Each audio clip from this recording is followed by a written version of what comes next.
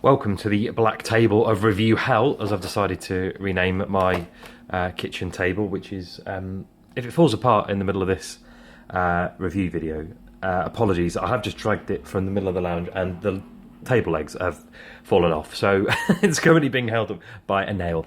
The idea of the video is just to, from this point forward really, is to review basically crap electronics that I've bought from China, Hong Kong, and various other sort of backwater places that, where trademarks are ignored and copyright notices, copyright is infringed and whatnot. So I thought today I'd bring you my newest acquisition, the latest addition to my sort of hellhole of crap that I'm building up in my spare bedroom, which my missus has told me recently it's either me or the electronics. 50-50 on that at the moment.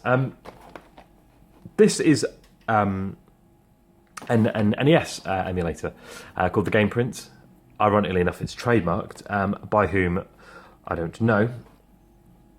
Commonly known as the RSI or the RS1 or the RS. More likely you're going to have more success searching for the RS1 because RSI will bring up various medical journals related to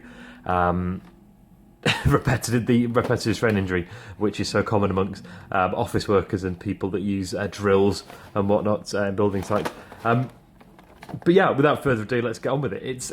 It's claims to be 152 in one, classic built-in games, ROMs pre-installed, not, would you believe, I can tell the surprise, iPhone, PC and Android emulation, nor given the logos here of Mario and Luigi, or Mario and Luigi, obviously from Israel, Wii U and Wii emulation for New Super Mario Bros. 2.5-inch colour spread. The display's actually not too bad, as you'll find out. Claims to be a 12-bit game, which would defy all technology that's gone before, given that the NES was an 8-bit console, and then we switched obviously to the 12-bit machines. Bloody hell, I'm doing it myself now. To 16-bit machines in the early 90s. 12-bit computing, actually, as far as I understand it, was confined really to quite a niche set of systems in the 60s and 70s for office use. Anyway, so assuming it won't emulate those, I wouldn't even know how to do anything with it if it did. Fortunately, it's got bullet-in classic games.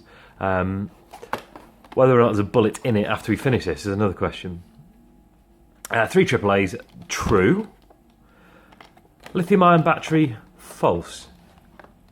This sort of amused me, the implication that you would have a spare, random, perfectly fitting lithium-ion battery that would go in this. Anyway, quick look at the back of this. Just take a quick note of where the game keys are here. Suggest the standard sort of NES configuration here of jump, shoot, as in A and B. We'll come to that shortly. Something I've had this for a little while now, and I have tested it before I did this video, just to make sure it worked.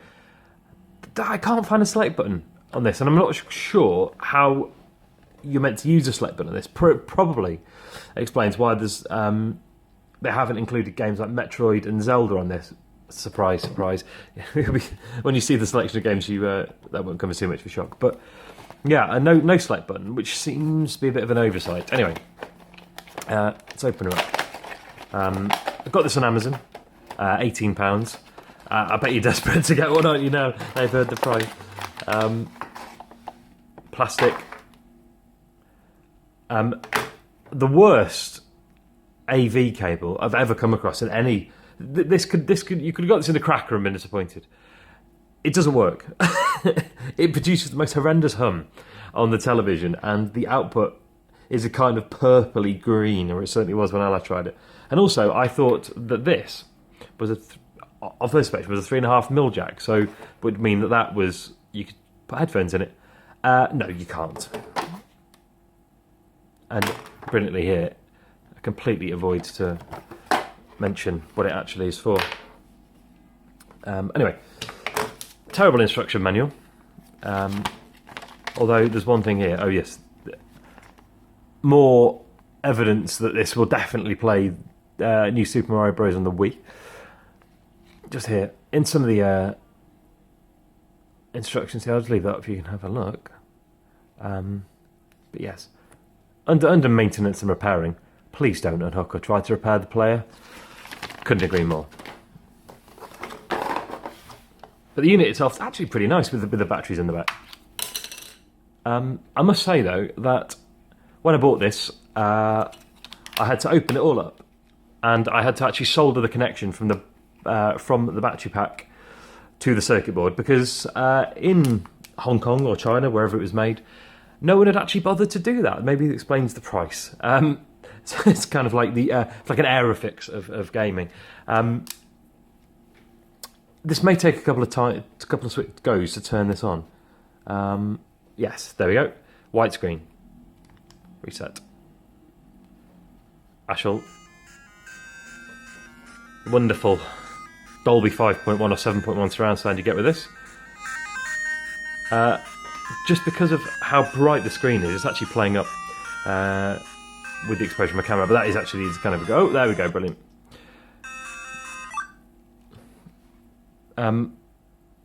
So I mean, you've seen these all before. I mean, there's been so many of the Game Boy clones that have, that were ROM hacks and put 60 odd onto a cartridge or 200 onto a cartridge.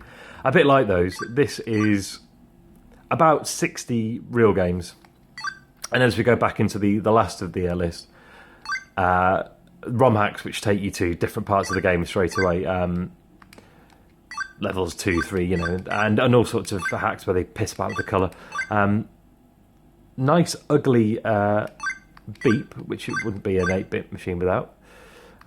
There's actually some decent titles on this. You've got Contra, you've got Mario Bros. 1, Ninja Turtle Tournament Fighters, Chip 'n Dale.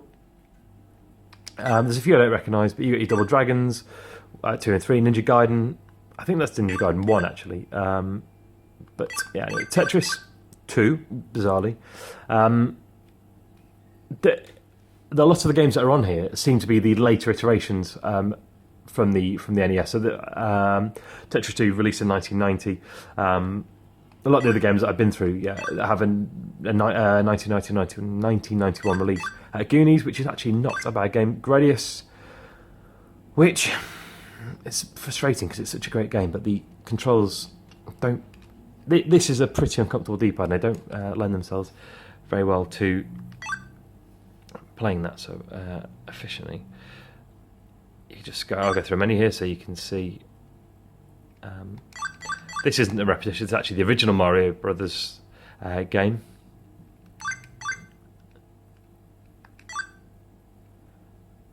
And if you actually, I was surprised to get this far and find some treats. You've got a sight bike. You've got all the Donkey Kongs that were released on the NES. You've got Balloon Fight up there, wrestling. All, I think, Adventure Islands 1 and 2, Galaxian, and I'm sure hiding here somewhere, if I can find it, is one of my favourite games on the NES. Is you little bastard, where are you?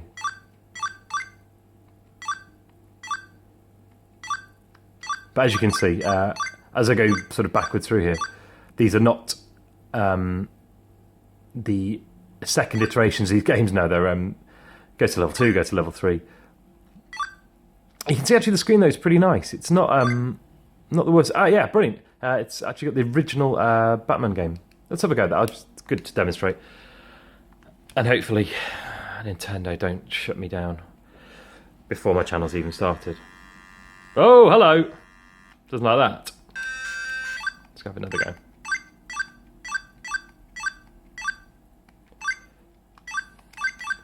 Sorry, I'm not particularly chatty. I'm still getting used to sort of demoing and chatting at the same time. And I wasn't one female, so my capacity for multitasking is slim at best. You can probably hear the sound emulation is not quite world class. And this is this is where the problems lie. I'll just pause. I can't pause, brilliant. Because presumably that is select. But I'll bring it here, I'll lower the volume down for headphone users. Or up. Hopefully pick that up just about. Yes, button A and button B are swapped compared to here. Which, and anyone that's played an emulator on here that has a button configuration slightly off, it is the most disconcerting way to play a game it's possible to have. Because the moment you think you've mastered it comes and bites you in the ass, and you end up walking into a pit, and punching while you walk into the pit, and jumping when you're meant to fire, and it's a total pain in the tit. Anyway, that's it working. You can see it's yeah, it's good enough. I mean, loads of downsides to it.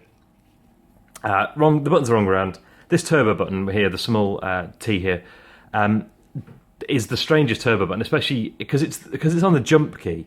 It means you do kind of these very strange little hopscotches as opposed to doing anything useful. This controller is beyond noisy. I think you can hear that. So if you're trying to play it in public, it sounds like you're cracking your knuckles. I've got a few funny looks on the tube the other day, and that wasn't just because I was wearing a skirt. Yeah, I mean the build quality is actually pretty good once the battery's in. I mean, to be honest, if you took the batteries out, it would float away because there's nothing holding it down. No headphone socket. And with most of these days, you get a micro SD card slot. This has none of that.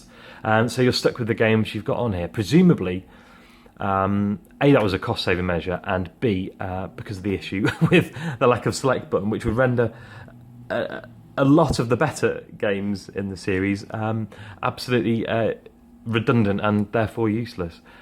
But yeah, the 3 batteries, I've been using this for bloody ages. I've done it on 3 or 4 tube journeys. I played a bit at home. I played a lot of Tetris today. Probably played about 2 hours of Tetris. Such is the excitement that I have in my life. No sign that batteries are going, but that does lead us to the other issue, that there's no indication of when and how the batteries are doing, when they're going to go, or how they're doing, I should say. But you know, for 18 quid, I thought this is pretty interesting. When I say interesting, it's probably going to go into my little bin that I've got with the 60 or 70 of these pieces of shit that I keep buying and hiding from my better half and my bank accounts, given that I'm meant to be saving for a house. But in all fairness, for any game that doesn't necessarily need you to respond to jumps and shoots, like a Gallagher, for example, or a Gradius, where you just have to pretty much tap one button, absolutely fine. Works for Tetris, pretty good fun. Can't play it in bed because you get shouted at. Battery life is pretty good, but yeah, not one for the annals of gaming history, I don't think. But next up, I've ordered a Mega Drive version, not the Blaze AR Games version, which is available from British stores like Argos and Amazon. No, it's a Mega Drive version of this. So I very much doubt whether it'll be any better, but we'll hopefully you'll all be able to watch the essentially the video response to this when that Mega Drive one arrives. But I hope you enjoyed that. I'm still getting to sort of grips with reviewing these properly with the camera and focus and everything, and not trying to do anything too dramatic. But yeah, I hope you enjoyed it, and see you again next time. Cheers.